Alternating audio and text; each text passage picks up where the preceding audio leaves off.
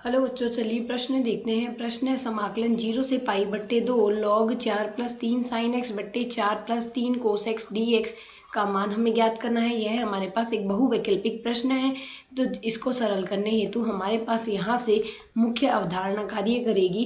प्रश्न को करने हेतु मुख्य अवधारणा हम कार्य कर लेंगे। यदि सीमा हमें 0 से a दी गई है, एफ एक्स फलन दिया गया है, x के सापेक्ष अवकलन करना हो तो इसका मान हमारे पास बराबर आता है। सीमा 0 से a ही रहती है।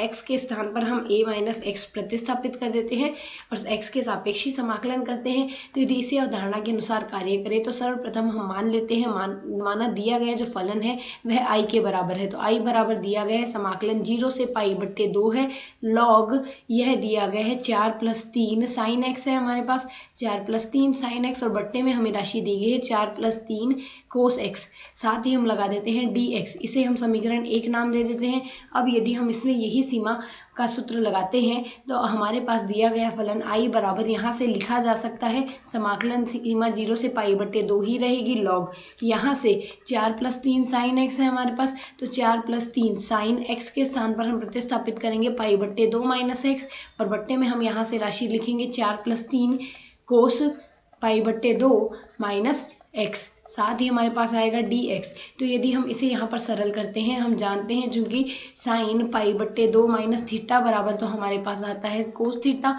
और कोस पाई बट्टे 2 माइनस थीटा बराबर हमारे पास लिखा जाता है साइन थीटा। तो यदि हम इसी आधार पर इसे सरल करते हैं तो दिए गए फलन i का जो मान आएगा वह हमारे पास बराबर आ जाएगा समाकलन 0 से पाई बट्टे 2 लॉग यह आएगा हमारे पास यहाँ से 4 प्लस 3, यहाँ से आ जाएगा कोस एक्स और बट्टे में हम यहाँ से राशि लिख सकते हैं 4 प्लस 3 साइन एक्स। साथ ही हमारे पास आएगा यहाँ से डी एक्स, इसे हम समीकरण 2 नाम दे देते हैं।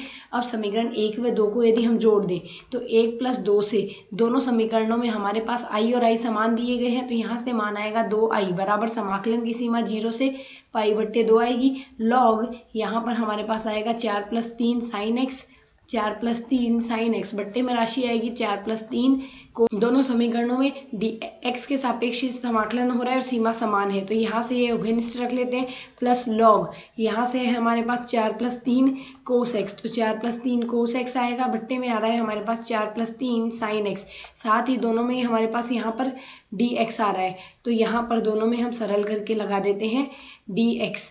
तो यदि अब हम यहाँ से सरल करें तो हम जानते हैं log m plus log n का जो मान आता है वह हमारे पास यहाँ पर आता है लॉग m गुणा n के। तो यदि हम इसी आधार पर इसे सरल करते हैं तो हमारे पास मान आएगा 2i बराबर समाकलन की सीमा 0 से पाई बट्टे 2 ही रहेगी, लॉग ऐसा का ऐसा रखेंगे।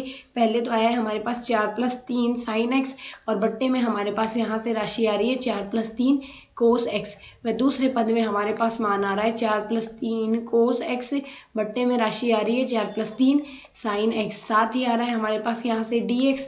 तो यदि हम इसे सरल करें 4 plus 3 cos x 4 plus 3 cos x से कट जाएगा और 4 plus 3 sine x 4 plus 3 sine x से कट जाएगा, तो यहाँ से 2i बराबर हमारे पास आ जाएगा लॉग 1।